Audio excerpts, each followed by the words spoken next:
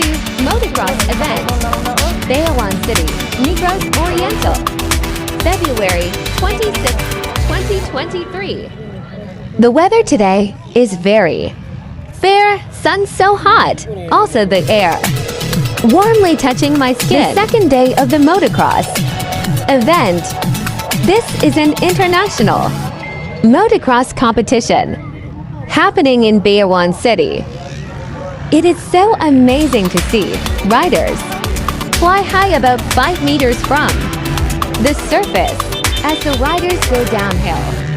They have such a well-balanced positioning that they don't fall. So breathtaking action, participated by skilled motocross professionals, practitioners. Goal!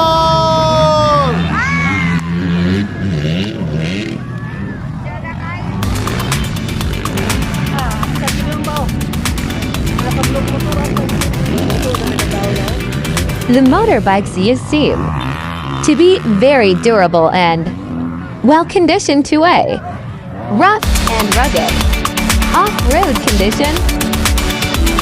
Thanks for watching. Please like, subscribe, and share at Paterna Saavedra 9544.